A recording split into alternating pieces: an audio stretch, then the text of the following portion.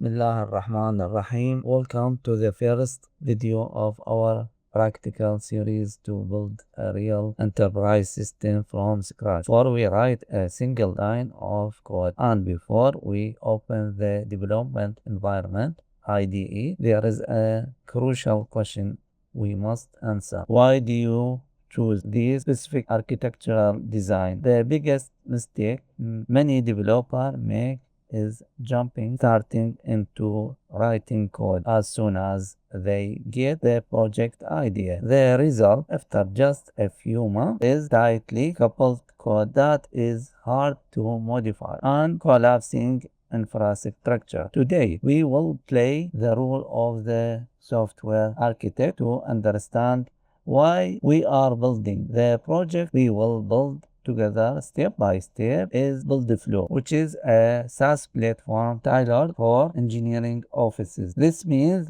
there are three main challenges. First, multi-tenancy, multi-engineering company using the same application, while each company is completely isolated from the other. Second, the project and document management. Each company manages massive engineering project and highly sensitive document and blueprint. Third, workflow. These documents go through strict review and approval stages from the site engineer to the manager and finally to the owner. Building a system of this scale requires critical engineering decisions. The first decision, what is the right architectural style for a system like BuildFlow? We have three engineering options. The first is the traditional monolithic architecture, which is very fast at the beginning and excellent for small projects. However, as the system size and workflows grow, it will turn into tangled mass, big ball of mud that is hard to maintain, or distributing the workload across teams. The second option is microservice, which is an excellent choice for massive system, truly massive system, but it is over engineered and far beyond the project need. It is inspection optimization here require a costly infrastructure and introduce distributed data and transaction problem from day one. The third option is modular monolith, which is the ideal and smart choice for our project. Why did you choose it? Because the application is deployed as a single unit, a single file or a single container, which gives us simplicity, low cost, and easy of current maintenance. However, from the inside, the code is divided into completely decoupled modules. Each module represents an independent domain and has its own schema in the database. The future with this architecture is highly flexible if we need in the future to separate the document module, for instance, and convert it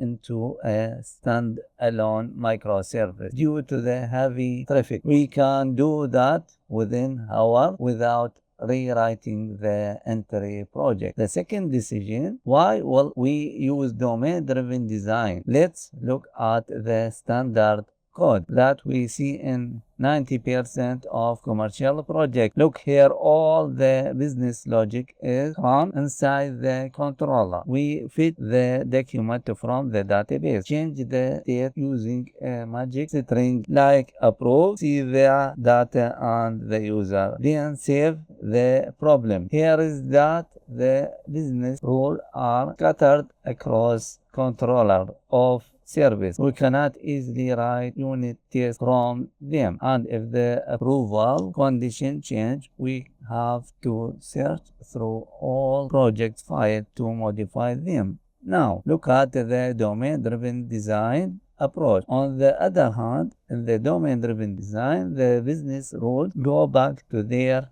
correct and only place inside the domain entity. An entity is not just an dynamic data container, rather a rich domain model protect the business rules. The code here speaks for itself. Expressive code. No one can change a document status to approve unless it meets the system legal condition, which is begin under review first. Document state under review. This is the essence of domain-driven design. The third decision is the internal organization of each module using a clean architecture. The structure consists of layers, as we can see. On the outside, we have the API, the UI, and the infrastructure, such as the database and file. In the middle is the application layer, which contains the use cases and the queries. Command at the core is the domain, which is the beating heart of the system. The golden rule here, which can never be broken, is the dependencies point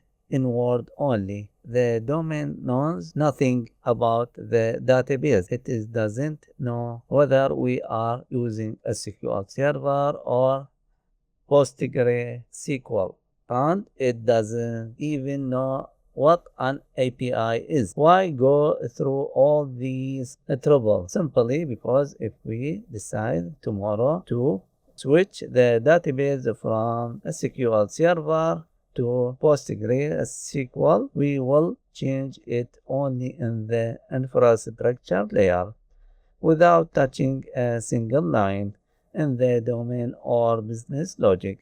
Most important, we can test all the business logic in the complete isolation and at lightning speed without the need to connect to the real database. Since my goal for this channel is not just to touch your code, but to help you land global job with excellent salaries. I have gathered for you the top 3 job interview questions we might face based on this architectural structure and how to answer them like a pro. Questions 1. What is the difference between clean architecture and traditional architecture? The professional answer: in the traditional layer architecture, dependency point downward. The UI depends on the business logic, and the business logic depend directly on data access. This means your core business code is tightly coupled to the specific database type.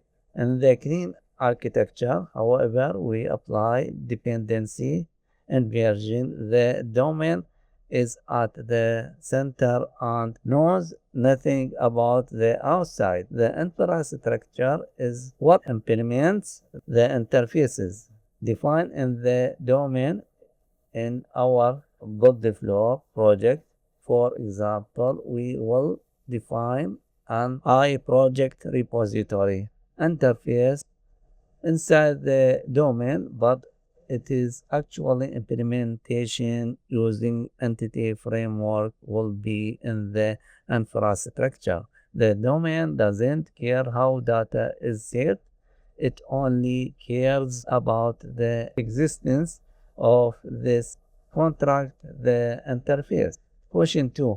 Why did you choose a modular monolith over microservices? The professional answer: microservices solve massive scalability issue and provide independency for a huge team. But they come with a heavy cost of complexity, such as distributed transaction and network latency issues. For a startup of a system in the MVP stage, this is considered furniture optimization. A modular monolith gives you clear boundaries between domain today while maintaining full flexibility to separate any modules in the future and convert it into a microservice if the need arises. In BuildFlow, modules like identity, project and document are completely independent, each with its own database schema, and separating them in the future will not require rewriting the system. Question 3. How do you modules communication with each other? The professional answer: modules do not communicate with each other by direct method calls because the break encapsulation. The alternative is domain event. Domain events when a new tenant is created in the identity modules, meaning a new company signs up, the manager fires an event named tenant create event. The project modules is subscribed to this event, so it automatically created default project template for this new client without the identity modules knows anything about the project module. If we separate them in the future into microservice, all we have to do is separate the in-memory event bus with an external message broker like RabbitMQ or Azure Service Bus. Now let's take a look at the solution structure that we will start building practically. From the next video, BuildFlow shared kernel. Here we place the shared OS and components across all modules, such as the entity base and the event bus. BuildFlow.api, the entry point to the application, which serves as the host. Modules, this is where the magic happens. We have folder for each domain, identity for managing company and user, project for project management, and document for document management. Each folder contains its own 3 layers: domain, application, and infrastructure. Tests, a dedicated folder for unit and integration tests to ensure the system works efficiently with every modification. This is the architectural map of our system, BuildFlow. Now we understand why we choose these tools and architectures before writing a single line of code. In the next video, God willing, we will start the actual implementation. We will open the terminal, create the solution and the project step by step, and begin setting up the shared kernel, the identity modules, and the multi-tenancy system. If we are interested in the building real enterprise system and evaluating your skills as senior developer, make sure to subscribe to the channel, turn on the notification bell, and share with me in the comment. Have you used a modular monolith before in your project, or do you prefer microservice? See you in the next video, and peace, mercy, and blessing of God be upon you.